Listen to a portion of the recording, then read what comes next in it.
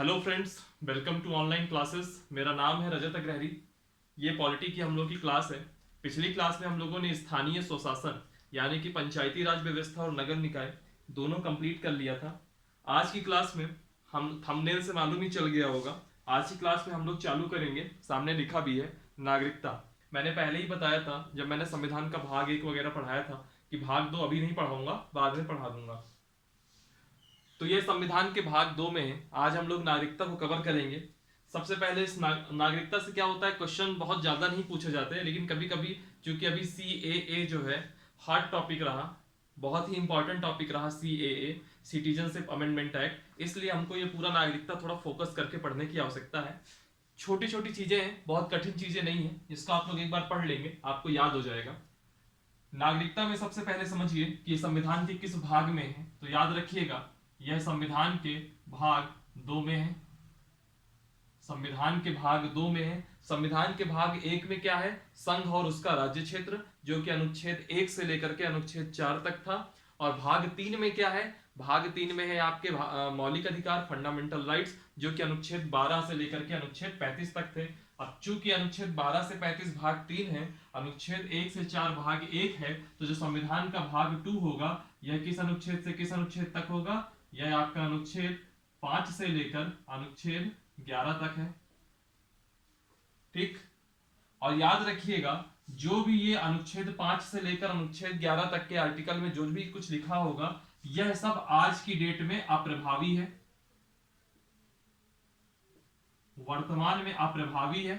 अब आप लोग कहोगे क्यों अप्रभावी है, क्योंकि इसमें जो प्रावधान दिए गए थे, इसमें जो प्रावधान दिए गए थे वह सिर्फ 26 जनवरी 1950 तक के नागरिकों को बताता है।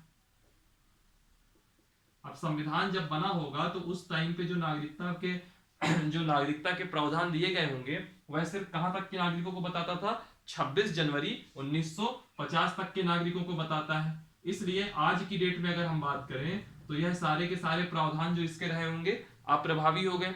अब इनका कोई इतना इंपैक्ट नहीं रहेगा। लेकिन इसी ने अनुच्छेद 11 में एक चीज लिखी थी, अनुच्छेद 11 में एक चीज लिखी थी कि जो नागरिकता है, इस नागरिकता से संबंधित जितने भी कानून है, वह कानून बनाने का अधिकार संसद को है। तो अनुच्छेद 11 में लिखा है, नागरिकता से संबंधित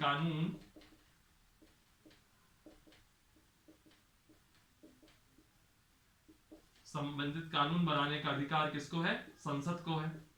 क्वेश्चन यही पूछ सकता है आपको, नागरिकता से अगर पूछ लिया कि नागरिकता से संबंधित कानून बनाने का अधिकार किसको है, तो आप कहोगे संसद को है। किस अनुच्छेद में दिया है, तो अनुच्छेद 11 में दिया है। याद करिए, मेरी सबसे पहली क्लास पॉलिटी की, मैंने वहां पे दो चीजों में अंतर बताया था कि एक संविधान होता है, एक राज्य व्यवस्था होती है। तो यह संविधान ने दे दिया कि आर्टिकल 11 के तहत नागरिकता से संबंधित कानून बनाने का अधिकार किसको है, संसद को है। इस आर्टिकल का उपयोग करके अब एक राज्य व्यवस्था आएगी। उस राज्य व्यवस्था का नाम है भारत का मतलब संसद ने एक अधिनियम पारित किया बाद में, देखिएगा, संसद ने एक अधिनियम पारित किया,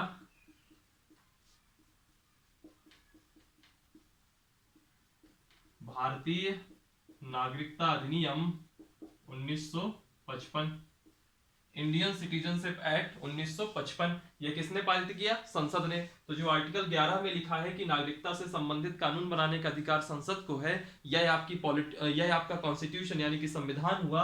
और जो संसद ने भारतीय नागरिकता अधिनियम 1955 पारित किया, यह आपकी क्या हुई, राज्य व्यवस्था हो गई। ठीक। अब हमको जो चीजें पढ़नी है वो हम इसी अधिनियम के अंतर्गत पढ़ेंगे। ठीक है। अधिनियम के अंतर्गत हम सबसे पहले क्या देखेंगे, किसी भी व्यक्ति को भारतीय नागरिकता कैसे मिलती है, कौन कौन से तरीके हैं। ठीक। फिर दूसरी चीज हम देखेंगे, भारतीय नागरिकता की समाप्ति कैसे होती है। यह दो मेन पॉइंट है, इनको देखेंगे। फिर इसके बाद एक दोहरी नागरिकता का मुद्दा आया था, ओवरसीज सिटीजनशिप ऑफ इंडिया वाला, उस समुद्र पारी जो समुद्र पारी जो है नागरिकता की बात आई थी, उसको भी हम लोग बाद में देखेंगे। और फिर एक लास्ट में CAA का एक टॉपिक देख लेंगे और नागरिकता का टॉपिक कंप्लीट हो जाएगा। ठीक। पहले आप यह देखिए, जो भारत की नागरिकता है उसको प्राप्त करने के तरीके। भारतीय नागरिकता प्राप्त करने के तरीके कितने तरीके हैं? तो याद रखिएगा, जो भारत की नागरिकता है उसको प्राप्त करने के कितने तरीके हैं? 5 तरीके हैं। सब तरीके एक एक बार हम लोग देखेंगे। 5 तरीकों की हम बात करेंगे। सबसे पहला तरीका है जन्म से।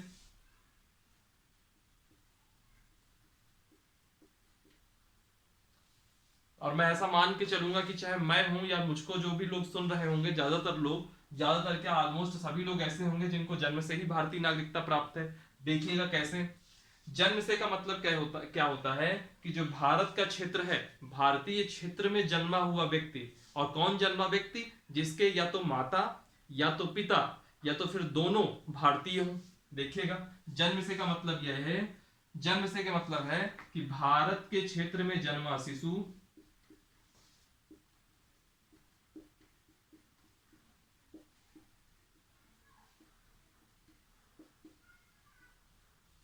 भारत के क्षेत्र में जन्मा शिशु जिसके माता या फिर पिता या फिर दोनों क्या हो? भारतीय हो।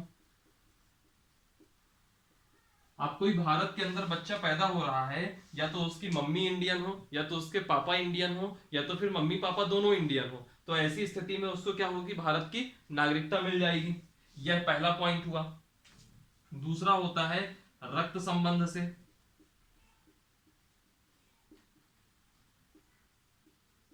रक्त संबंध से, जन्म से का मतलब होता है बाई बर्थ, और रक्त संबंध से मतलब होता है बाई किनशिप। इसका क्या मतलब है यह देखिए।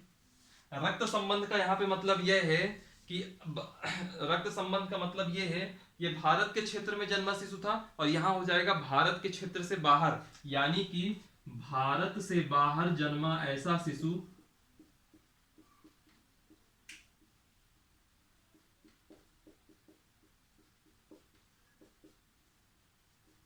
जिसकी या जिसका माता या पिता या दोनों क्या हो? भारतीय हो। कहने का मतलब समझिएगा। मान लीजिए कोई ऐसी सिचुएशन बनती है कि कोई इंडियन कपल है, उनका जो बेबी बर्थ होता है वह भारत के बाहर हो जाए। ठीक है, मान लीजिए उनकी डिलीवरी अमेरिका में होती है, ऑस्ट्रेलिया में होती है, जहां पे भी वो इस समय हो, तो वैसी स्थिति में उसको कहाँ की नागरिकता मिलेगी? भाई उसका जन्म भारत में तो नहीं हुआ।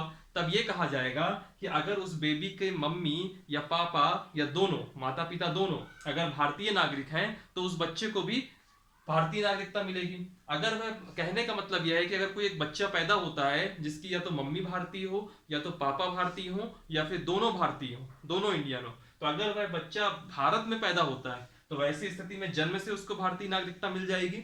और अगर वह भारत से बाहर ऐसा कोई बच्चा पैदा होता है तो उसको रक्त संबंध बाई किनशिप उसको नागरिकता मिल जाएगी। ठीक है, तो ये 2 तरीके हुए नागरिकता के। अभी 3 तरीके और हैं, उनको भी देखिएगा। इसका स्क्रीनशॉट ले लीजिए। ठीक,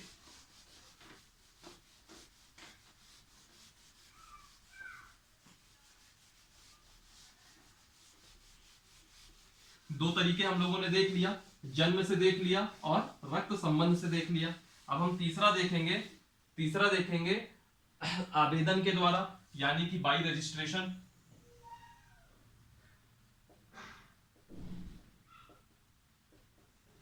तीसरा देखेंगे हम आवेदन के द्वारा नागरिकता, इसको इंग्लिश में कहेंगे बाई रजिस्ट्रेशन। होता क्या है, 3 तरीके के लोग हैं, 3 कैटेगरी है इसमें, और 3 कैटेगरी में से अगर कोई भी आवेदन करता है तो उसको भारत की नागरिकता दी जा सकती है।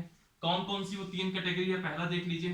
पहला, राष्ट्रमंडल देशों का नागरिक हो। राष्ट्रमंडल यानी कि कॉमनवेल्थ ग्रुप है, उसमें वो सभी देश हैं जो कभी ना कभी ब्रिटेन के उपनिवेश रहे होंगे। तो कहने का मतलब यह है कि कोई भी राष्ट्रमंडल देश का नागरिक हो, राष्ट्रमंडल देश का व्यक्ति, ठीक, कोई भी राष्ट्रमंडल देश का नागरिक हो और वह अगर आवेदन कर दे कि हमको भारत की नागरिकता चाहिए, तो उसको भारत की नागरिकता दी जा सकती है। और वो आवेदन कैसे करेगा? मतलब आवेदन कर देगा नागरिकता के लिए, जो भी प्रोसीजर है, जो भारत की सरकार अगर उचित समझेगी तो उसको नागरिकता दे देगी। राष्ट्रमंडल देश का नागरिक हो, एक तो ये पहली कैटेगरी होगी। ठीक, यह पहली कैटेगरी हो गई, राष्ट्रमंडल देश का नागरिक हो। दूसरी कैटेगरी हो गई जो भारतीय नागरिक है उससे विवाह करने वाला कोई विदेशी हो।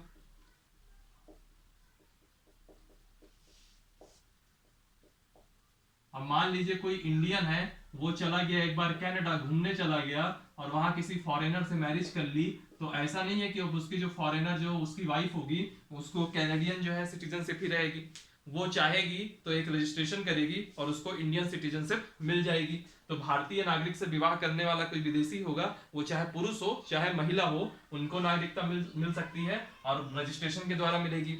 और तीसरा है पर्सन ऑफ इंडियन ओरिजिन, यानी कि कोई भारतीय मूल का व्यक्ति हो, जिसको हम लोग कहते हैं PIO, इंग्लिश में कहेंगे पर्सन ऑफ इंडियन ओरिजिन। आप कभी भी जैसे जैसे जो वेस्ट इंडीज वगैरह के इलाके हैं, आप कभी वहां जाएंगे तो देखेंगे लाइन से वहां इंडियन ही इंडियन है, बहुत सारे इंडियन है। कई सारे तो देशों के जो है जो जैसे कि प्रधानमंत्री या राष्ट्रपति जो भी पद होते हैं, वहां के जो टॉप मोस्ट पद है वहां पे भी देखेंगे तो इंडियन ही बैठे हैं। अगर वैसे देशों के भी कोई नागरिक अगर इंडिया की सिटीजनशिप लेना चाहते हैं तो वो भी रजिस्ट्रेशन के माध्यम से सिटीजनशिप ले सकते हैं। तो उनको हम किस कैटेगरी में रखते हैं? PIO के कैटेगरी में रखते हैं। इसका मतलब होता है पर्सन ऑफ इंडियन ओरिजिन।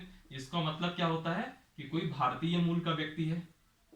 भारतीय मूल का व्यक्ति क्या है? जो आज से कईयों साल पहले मतलब भारत का नागरिक नहीं रह गया, वो भारत से बाहर चला गया। अब जैसे कमला हैरिस है जो कि उपराष्ट्रपति बनी अमेरिका की, वो भारतीय मूल की कहलाएंगी। हालांकि उनके पास सिटीजनशिप नहीं है इंडिया की, लेकिन वो है तो भारतीय मूल की। अगर वह भी नागरिकता लेनी चाहे भारत की तो रजिस्ट्रेशन के माध्यम से वह नागरिकता ले सकती है। तो आवेदन के द्वारा तीन तरीके के लोग होंगे, एक राष्ट्रमंडल देश का नागरिक, एक भारतीय नागरिक से विवाह करने वाला कोई विदेशी, और एक भारतीय मूल का व्यक्ति। ये सब लोग यहाँ से नागरिकता ले सकते हैं।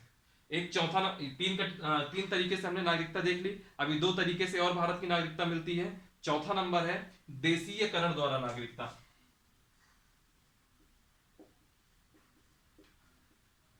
देशीयकरण द्वारा, देशीकरण में क्या होता है? कोई अगर कोई विदेशी है, और वो कौन विदेशी हो, ये जो तीन कैटेगरी दे रखी है ना, इनके अलावा का अगर कोई विदेशी है, अगर उसको नागरिकता चाहिए तो वह देशीकरण द्वारा नागरिकता लेगा। ठीक, देशीकरण द्वारा नागरिकता, इसको हम क्या कहते हैं? By naturalisation.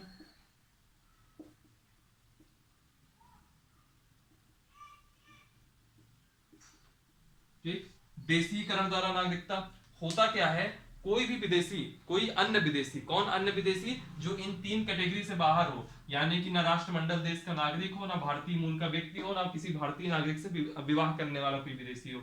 इन तीन कैटेगरी के बाहर अगर कोई विदेशी है और उसको नागरिकता चाहिए तो वह देशीकरण के द्वारा ही नागरिकता होगी। और वो कैसे होगी नागरिकता? अगर वह लगातार 14 वर्ष तक भारत में निवास करे तो फिर वह नागरिकता के लिए आवेदन कर सकता है। देखिए,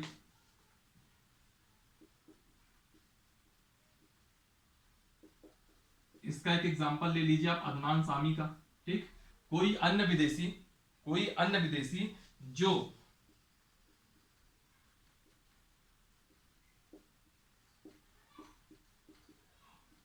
जो ऊपर के तीन में, यानी कि राष्ट्रमंडल देश का नागरिक ना हो, PIO भारतीय मूल का व्यक्ति ना हो, भारतीय नागरिक से विवाह करने वाला कोई विदेशी ना हो, तो कोई अन्य विदेशी जो जो ऊपर के तीन में ना हो, अगर वह लगातार 14 वर्षों तक भारत में निवास करे,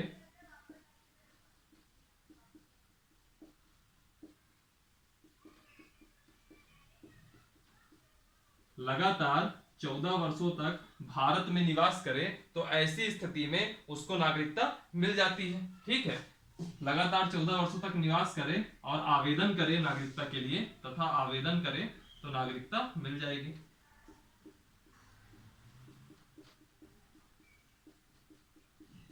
और ये 14 वर्ष का मतलब ये नहीं होता कि हर वर्ष में 365 के 365 दिन वो रुका रहे। हर वर्ष में अगर वह 3 महीना यानी कि 90 दिन भी अगर भारत के अंदर रुका रहता है तो उसको एक वर्ष भारत में रहना माना जाता है। तो लगातार 14 वर्षों तक अगर वह भारत में निवास करता है और उसके बाद जो है वह सिटीजनशिप के लिए आवेदन करता है तो उसको नागरिकता दी जा सकती है। फिर एक पांचवा तरीका है विलय के द्वारा। विलय में क्या होता है? जब कोई बाहर क्षेत्र या किसी भी क्षेत्र का भारत में विलय हो, जब किसी क्षेत्र का भारत में विलय हो तो उस क्षेत्र के नागरिकों को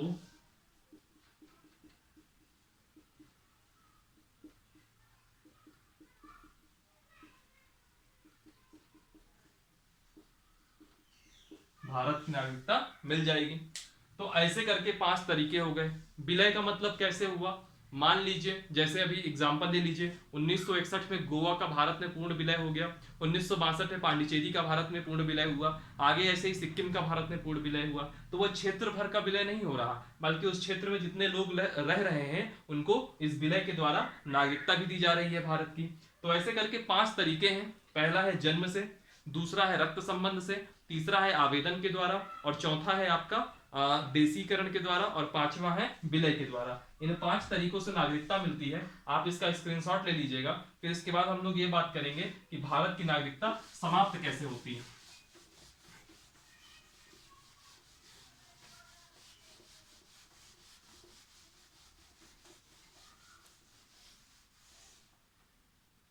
इसके बाद हम बात करेंगे भारतीय नागरिकता की समाप्ति। भारतीय नागरिकता समाप्त कैसे होती है।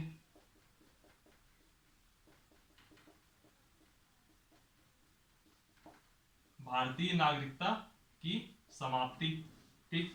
तो देखिएगा, भारतीय नागरिकता की जो समाप्ति है वह हमेशा 3 तरीके से होती है। 5 तरीके से आपको नागरिकता मिलती है और 3 तरीके से आपकी नागरिकता चली जाती है। पहला है आपका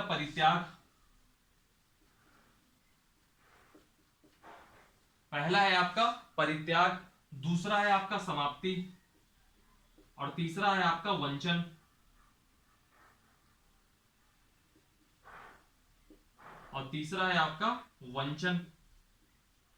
ठीक। वंचन का मतलब होता है डेप्रिवेशन, इंग्लिश में कहते हैं इसको डेप्रिवेशन। समाप्ति का मतलब होता है टर्मिनेशन, ठीक। समाप्ति का मतलब हो गया टर्मिनेशन, डेप्रिवेशन, और इसका मतलब होता है रिमन्सिएशन। इसकी इंग्लिश एक बार मैं देख लूंगा बाद में, है ना। परित्याग की थोड़ा मुझे इंग्लिश में थोड़ा डाउट हो रहा है, इसको मैं देख लूंगा बाद में। इसका मतलब समझिए आप, परित्याग का मतलब होता है कि जैसे मान लीजिए मुझको इंडिया की सिटीजनशिप मिल गई है, मुझको किसी और देश की नागरिकता लेनी है और मैंने उस देश की जाके नागरिकता ले ली, वैसी स्थिति में मैं अपनी नागरिकता यहां छोड़ सकता हूं, यानी कि स्वेच्छा से छोड़ना, स्वेच्छा से भारत की नागरिकता छोड़ देना, इसको कहते हैं परित्याग, ठीक। दूसरा आता है समाप्ति। समाप्ति का मतलब क्या होता है कि मैंने अगर किसी देश की नागरिकता ले ली, मान लीजिए मैं कनाडा चला गया, कनाडा की मैंने नागरिकता ले ली, और वहां की नागरिकता लेने के बाद, वहां की तो मैंने नागरिकता ले ली लेकिन मैंने भारत की नागरिकता नहीं छोड़ी, तो ऐसी स्थिति में मेरी जो नागरिकता है वह टर्मिनेट हो जाएगी, यानी कि किसी अन्य देश की नागरिकता ले ली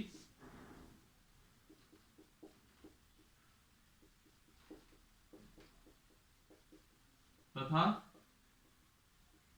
भारतीय नागरिकता नहीं छोड़ी,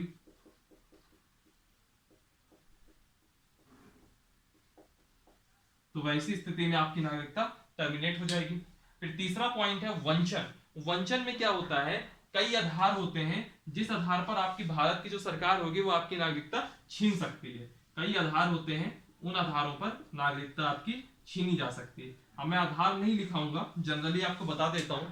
जैसे मान लीजिए कोई व्यक्ति है, लगातार 7 वर्षों तक देश से बाहर रहे, देश में ना रहे, 7 वर्षों तक बाहर रहे, या फिर संविधान का कोई व्यक्ति अनादर कर दे, या फिर किसी ने गलत तरीके से भारत की नागरिकता प्राप्त की हो, है ना, तो ऐसे लोगों की नागरिकता छोड़ी जा सकती है, नागरिकता उनकी छीनी जा सकती है, ठीक है। तो ऐसे करके 3 आधार हैं, परित्याग, समाप्ति और वंचन, जिनके आधारों पर आपकी नागरिकता समाप्त हो सकती है। इसके बाद हम बात करेंगे डुअल सिटीजनशिप, दोहरी नागरिकता का मुद्दा क्या है उस पर बात कर लेते हैं। इसके बाद हम लोग बात करेंगे दोहरी नागरिकता का मुद्दा। समझिएगा इसमें है क्या, सुनने में बड़ा अजीब लगता है कि दोहरी नागरिकता, क्या बाहर के किसी व्यक्ति को हम, मतलब ऐसा तो नहीं है कि कोई व्यक्ति है जो कहीं बाहर का नागरिक है, मान लीजिए वो इस समय इस समय वो बांग्लादेश का नागरिक है, या मान लीजिए वो म्यांमार का नागरिक है, श्रीलंका का नागरिक है, तो क्या वो श्रीलंका का भी नागरिक रह सकता है और सेम टाइम में भारत का भी नागरिक रह सकता है। तो ऐसा कुछ नहीं है, ऐसा इसका नाम देख के ऐसा ही लगता है, कई लोगों ने इसके बारे में भ्रम फैलाया, इसलिए ऐसा लगता भी है, लेकिन जब आप पढ़ेंगे तो देखेंगे दोहरी नागरिकता का मतलब कुछ और है। दोहरी नागरिकता में क्या हुआ था कि जो नागरिकता अधिनियम है, तो 2003 में नागरिकता अधिनियम में संशोधन हुआ था।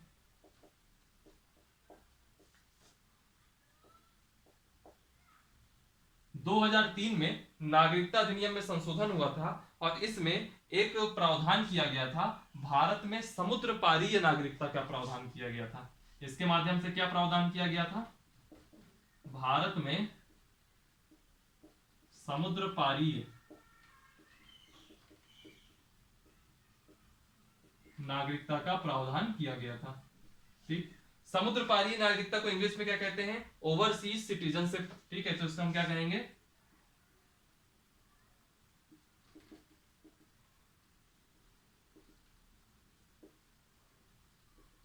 ठीक, इसमें यह कहा गया था कि ऐसे 16 देशों की लिस्ट बनाई गई थी कि जो 16 देश होंगे, 16 देशों के पीआईओ का मतलब क्या होता है? 16 देशों की लिस्ट बना दी गई थी कि इन 16 देशों के जो ऐसे व्यक्ति होंगे जिनका ओरिजिन यानी कि जो भारतीय मूल के व्यक्ति होंगे, वो सिटीजनशिप यहाँ की ना ले, बावजूद इसके उनको कई तरीके की यहाँ पे सुविधाएं दी जाएंगी। तो यह भारत, इसको कहा गया भारत में समुद्र पारी नागरिकता का प्रावधान। और यह किसके लिए था? जब शुरू में संशोधन हुआ था तो सिर्फ 16 देशों के पीआईओ के लिए था, यानी कि जो 16 देशों में रहने वाले भारतीय मूल के व्यक्ति के लिए था। बाद में 2005 में इसमें फिर संशोधन हुआ और 2005 में संशोधन करके जो सिर्फ 16 देशों के भारतीय मूल के व्यक्तियों के लिए था, वह अब सारे पीआईओस के लिए था, यानी कि इस दुनिया में जितने भी भारतीय मूल के व्यक्ति हैं सबके लिए था, हो गया। यही जो प्रावधान था समुद्र पारी नागरिकता का, वह पहले सिर्फ 16 देशों के पीआईओ के लिए था, बाद में 2005 में संशोधन किया गया और जितने भी पीआईओ हैं पूरे दुनिया भर में, सारे पीआईओ के लिए हो गया। लेकिन दो देश अपवाद थे और ये अपवाद देश कौन थे? एक था आपका पाकिस्तान और एक था आपका बांग्लादेश।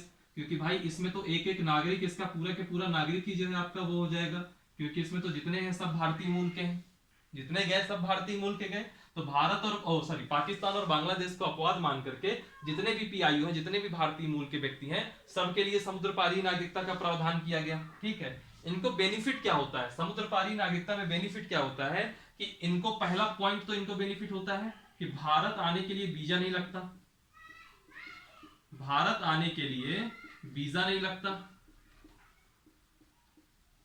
भारत आने में इनको वीजा नहीं लगता। दूसरा पॉइंट बेनिफिट क्या होता है? इनको जो शैक्षणिक संस्थान वगैरह होता है वहां पे इनको बच्चों को, जो इनको शिक्षण संस्थान होते हैं वहां पे आरक्षण मिलता है। बच्चों कहिए या विद्यार्थी कहिए, इनके बच्चों को शिक्षण संस्थानों में भारत में आरक्षण मिलता है। आप अक्सर चले जाइएगा तो देखिएगा कई सारे भारतीय मूल के व्यक्ति जो विदेशी हैं वो कई सारी यूनिवर्सिटीज वगैरह में पढ़ रहे होते हैं, उनको रिजर्वेशन मिलता है, वो दरअसल इसी समुद्र पारी नागरिकता की वजह से मिलता है। तीसरा पॉइंट होता है कि जैसे मान लीजिए कोई भारतीय मूल का व्यक्ति है जो बाहर रह रहा है इस पाकिस्तान और बांग्लादेश को छोड़ करके, अगर इंडिया में वो अपना पूंजी निवेश करना चाहता है तो पूंजी निवेश करने में उसको कई तरीके की सहूलियतें होती हैं।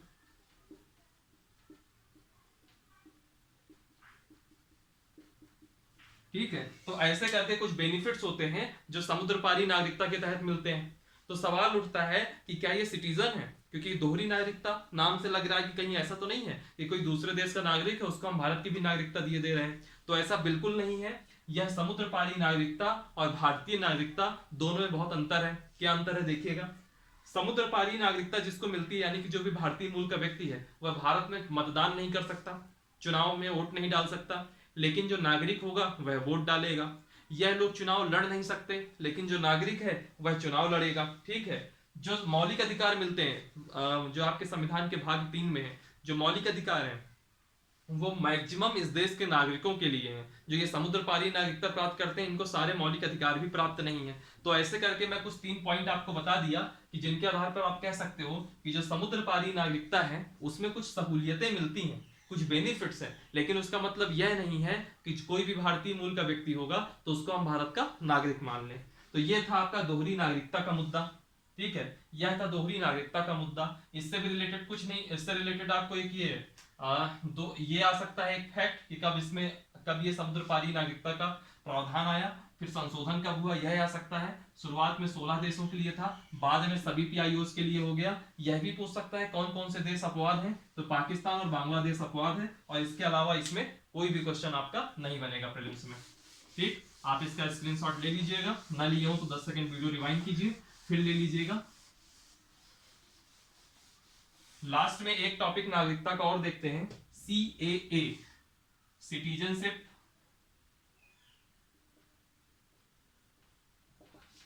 Amendment act 2019। इसको हम क्या कहेंगे, CAA 2019। इसको भी समझिए, इसका मतलब क्या है। इसका मतलब यह है कि 31 दिसंबर 2014 से पहले, एक एक चीज याद रखिएगा क्योंकि अभी इससे क्वेश्चन पूछ सकता है। 31 दिसंबर 2014 ये कट ऑफ डेट याद रखिएगा। 31 दिसंबर 2014 के पहले, अब 3 देशों का नाम है यहाँ पे, कौन कौन सा देश है वो देख लीजिए। एक तो आपका साथी पाकिस्तान, और एक आपका सही वाला साथी बांग्लादेश, और एक आपका पक्का भक्त वाला साथी यानी कि अफगानिस्तान। यह 3 देश ऐसे हैं, पाकिस्तान, बांग्लादेश और अफगानिस्तान। ठीक है, इन 3 देशों के अगर कोई भी व्यक्ति ऐसा हो जो 31 दिसंबर 2014 के पहले भारत में आ गया हो तो उसको भारतीय नागरिकता दी जा सकेगी। ठीक है, लेकिन कौन से व्यक्ति, क्या कोई भी अगर आ गया हो तो उसको नागरिकता मिल जाएगी, तो नहीं। उसमें यह प्रावधान किया गया जो इन 3 देशों के अल्पसंख्यक हैं। कौन कौन अल्पसंख्यक हैं, 31 दिसंबर 2014 के पहले पाकिस्तान, बांग्लादेश, अफगानिस्तान से आए हिंदू, हिंदू के बाद बौद्ध,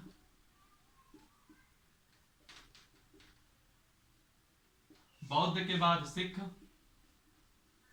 सिख के बाद जैन, जैन के बाद ईसाई, ईसाई के बाद पारसी। ठीक, हिंदू, बौद्ध, सिख, पारसी, ईसाई और जैन, इनको जो है भारतीय नागरिकता दी जा सकेगी।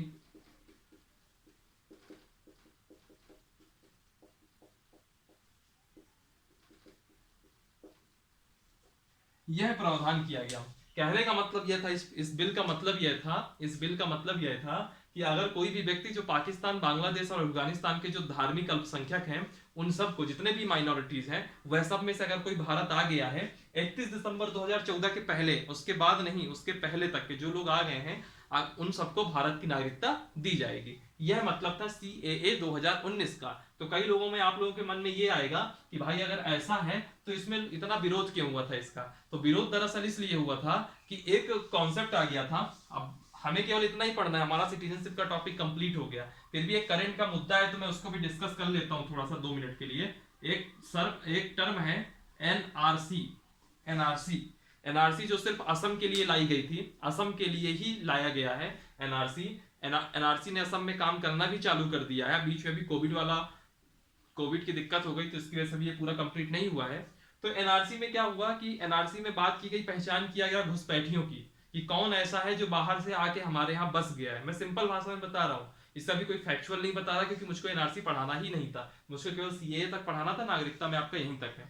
लेकिन अभी चूंकि CAA की बात हो गई तो CAA का विरोध क्यों हो रहा था इसका मैं डिस्कस कर देता हूँ। तो हुआ क्या, लोगों को ये लगा, मान लीजिए यहाँ पे 100 लोग रह रहे हैं, 100 में से मान लीजिए 10 लोग ऐसे हैं जो बाहर से आए हैं, यानी कि कोई पाकिस्तान से, कोई बांग्लादेश से, कोई अफगानिस्तान से है।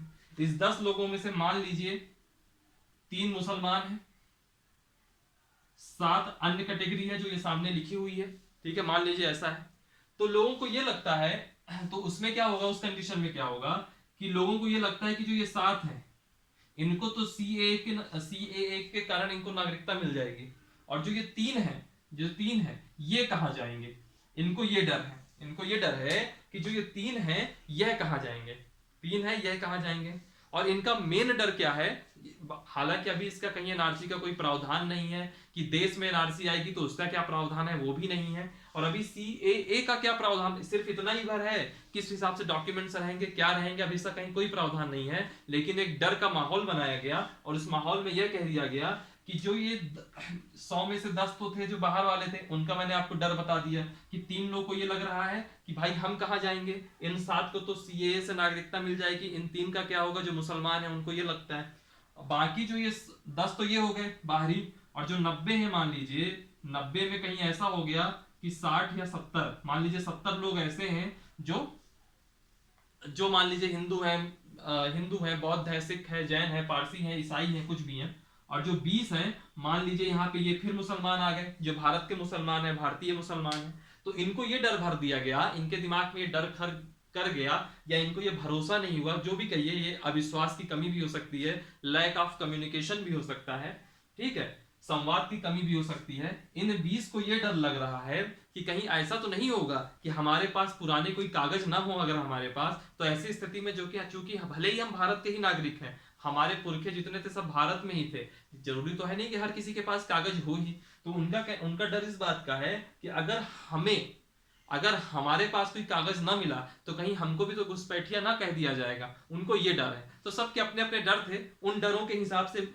अलग अलग आपने आंदोलन देखे हैं। एनआरसी का मतलब कुल मिला के यही था। बाकी जब मैं एनआरसी का टॉपिक आपको पढ़ाऊंगा तो प्रॉपर बताऊंगा कि असम के लिए क्यों लाया गया था, असम के लिए वो कट ऑफ डेट कौन सी थी, है ना, सब चीजें बात करूंगा। और एक चीज भी याद रखिएगा, असम के लिए जो एनआरसी आई है वो भारत सरकार नहीं करवा रही है, वह सब कुछ सुप्रीम कोर्ट की देखरेख में हो रहा है, वह सुप्रीम कोर्ट का आदेश है, ठीक है।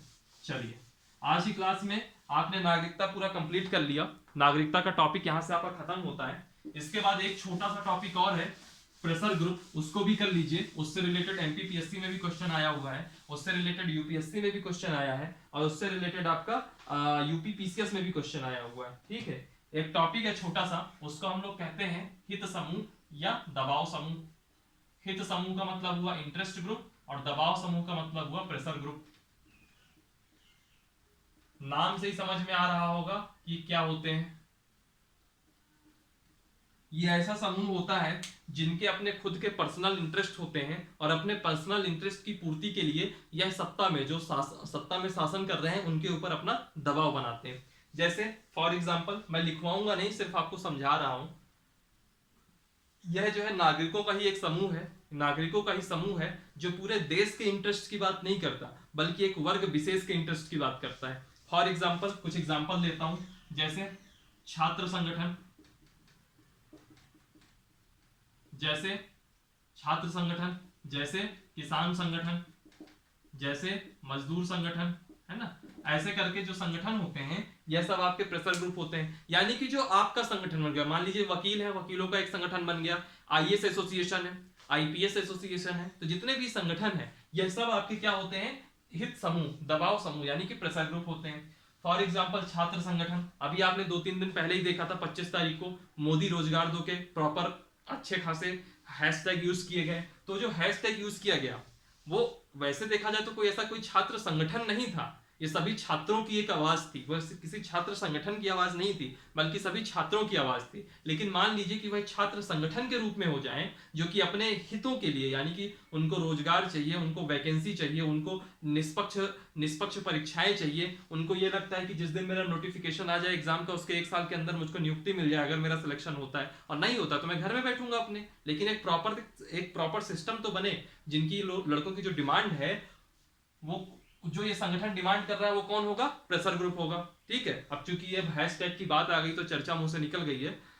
तो लड़कों की डिमांड ऐसा किसी मोदी के खिलाफ नहीं है, लड़कों की डिमांड किसी प्रधानमंत्री के खिलाफ नहीं है, लड़कों की डिमांड सिर्फ इतनी है कि हमको रोजगार चाहिए। और रोजगार का मतलब उनका ये नहीं है कि आप सबको रोजगार बांटिए, उनका कहने का मतलब यह है कि अगर हर साल व्यक्ति रिटायर होते होंगे, मान लीजिए एसएससी के थ्रू मान लीजिए इस समय 1 लाख पोस्ट होती है जो कि पूरी भरी हुई है। मान लीजिए कि इस साल 10,000 लोग रिटायर हुए। एक एग्जांपल ले रहा हूँ, 1 लाख नहीं होती, 1 लाख से बहुत बड़ी संख्या है, और सिर्फ 10,000 रिटायर नहीं होते, बहुत बड़ी संख्या रिटायर होती है। ठीक है, मान लीजिए 10,000 रिटायर हुए, तो क्या अगर 10,000, मान लीजिए 2022 में 10,000 लोगों को रिटायर होना है, तो अगर 2022 में 10,000 लोगों को रिटायर होना है, तो क्या 2021 में एक नोटिफिकेशन नहीं आ सकता कि 10,000 की वैकेंसी आ रही है?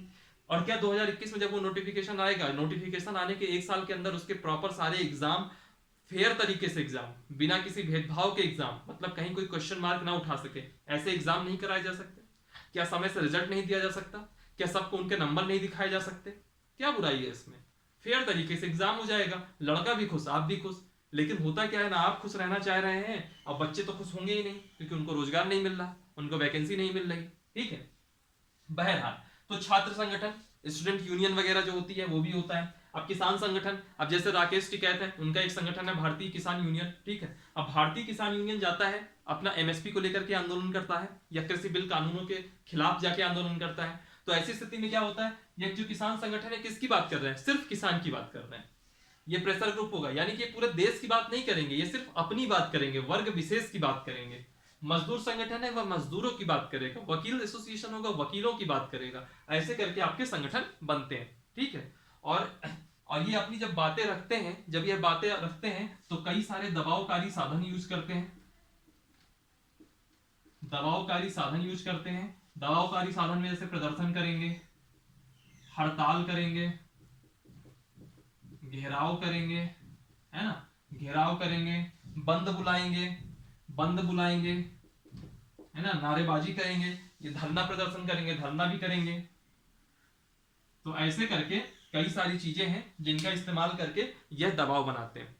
अब सवाल क्या है कि जो ये प्रेशर ग्रुप होता है और जो पॉलिटिकल पार्टीज हैं, उनमें क्या कोई अंतर होता है? बिल्कुल अंतर होता है, क्योंकि जो राजनीतिक पार्टियां होती हैं वह ऐसा उनका मानना है, वो करती हैं कि नहीं करती है राम जाने, लेकिन ऐसा उनका मानना है कि जो राजनीतिक पार्टियां हैं वह पूरे देश के नागरिकों के हितों को लेकर के एक साथ आगे चलती हैं, पूरे देश के नागरिकों के हितों को आगे बढ़ाती हैं। और जो दबावकारी जो प्रेशर ग्रुप्स होते हैं, यह पर्टिकुलर एक वर्ग के हितों की बात करते हैं। ये पहला डिफरेंस हुआ। दूसरा डिफरेंस देखिएगा, जो राजनीतिक पार्टी है उनका अल्टीमेट उद्देश्य क्या है? चुनाव लड़ना, सत्ता प्राप्त करना। लेकिन जो प्रेशर ग्रुप्स है वो चुनाव लड़ने और सत्ता प्राप्त करने में यकीन नहीं करता, उसको सिर्फ और सिर्फ अपने हितों से मतलब है। तीसरा पॉइंट देखिएगा अंतर, जो राजनीतिक पार्टियां हैं वो क्या करती हैं? वो आमतौर पे जो हित समूह होते हैं वो क्या होते हैं? टाइम टाइम पे, जैसे मान लीजिए अभी उनको लग रहा है कि एमएसपी का इशू आ गया, मान लीजिए ऐसा लग रहा है कि अभी कृषि कानून, मतलब उनको लगेगा जिस दिन मेरे हित प्रभावित हो रहे हैं उस दिन वह मार्केट में आ जाएंगे, प्रदर्शन करेंगे और चले जाएंगे। लेकिन जो पॉलिटिकल पार्टी होगी वह वर्ष भर सक्रिय रहेगी। तो सक्रियता के आधार पर एक डिफरेंस हो गया। ठीक है, इतना ही है। और याद रखेगा, जो राजनीतिक पार्टी होती है वो क्या करती है? पूरा का पूरा चेंज की बात करती है, यानी कि सत्ता बदल दो। लेकिन जो आपकी प्रेशर ग्रुप्स होंगे यह सत्ता को प्रभावित करने का काम करेंगे, कि हम ऐसा प्रदर्शन कर दें कि सत्ता प्रभावित हो और हमारे हिसाब से फैसले ले। ठीक है, ऐसे करके कुछ डिफरेंस है। ये सब मेंस का टॉपिक है इसलिए मैं लिखवा नहीं रहा हूं। फिर दूसरा चीज देखिए, जो भारत के प्रेशर ग्रुप्स हैं और जो पश्चिमी देशों के प्रेशर ग्रुप्स हैं, उन दोनों में बहुत अंतर होता है। ये सब चीजें हम लोग बाद में करेंगे जब मेंस की क्लासेस होंगी। तो आप एक चीज और याद रखिएगा, जो प्रेशर ग्रुप्स है इसका जो संवैधानिक आधार है वो क्या है? Article 19 clause 1 sub clause C, संगठन बनाने और सहकारी संस्था स्थापित करने की स्वतंत्रता। ये आपको याद होगा, ठीक है, जिसको हम लोगों ने फंडामेंटल राइट्स में कवर किया था। तो ये था आपका प्रेशर ग्रुप्स, हित समूह का कॉन्सेप्ट। इसमें जनरली एक बार क्वेश्चन यही पूछ लिया गया था, 4 ऑप्शन दे दिए गए थे कि निम्न में से प्रेशर ग्रुप कौन सा है, दबावकारी संगठन कौन सा है। तो इसमें कौन सा था? उसमें शायद कोई किसान संगठन या छात्र संगठन उसका सही था। ठीक है, तो ऐसे करके क्वेश्चन इसमें पूछ लेते हैं। बहुत छोटा टॉपिक है, लेकिन इससे क्या मेंस में क्वेश्चन अच्छे खासे बनते हैं। तो जब मेंस की क्लास होगी तब मैं इसमें डिटेल में आऊंगा। अभी फिलहाल के लिए इतना ही रखते हैं। चलिए फिर आज की क्लास को यहीं खत्म किया जाए। ठीक है, वीडियो को आप लोग लाइक कीजिएगा, कमेंट कीजिएगा, चैनल सब्सक्राइब कीजिएगा, लिंक सारे अपने दोस्तों के साथ शेयर कीजिएगा। आज हम लोगों ने जो मेन बड़ा टॉपिक पढ़ा वो था सिटीजनशिप और प्रेशर ग्रुप, इसलिए मैंने साथ में कंप्लीट करा दिया कि इसके लिए फिर कोई छोटी छोटी क्लास लेनी पड़ती। तो लास्ट में 5 मिनट में ये भी हो गया। ठीक है, फिर आज की क्लास इतना ही रखते हैं। डिस्क्रिप्शन बॉक्स में जाएंगे तो वहाँ टेलीग्राम वगैरह की लिंक दी हुई होगी, उसको आप लोग ज्वाइन कीजिए। ठीक है, और अपनी बातों को प्रॉपर तरीके से दम से उठाइए, जो कि आपका यह हैशटैग चल रहा है। अरे स्पेलिंग ही गलत हो रही है आज तो।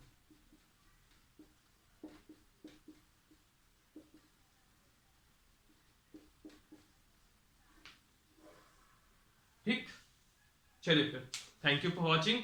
हंसते रहिए और पढ़ते रहिए। Thank you so much.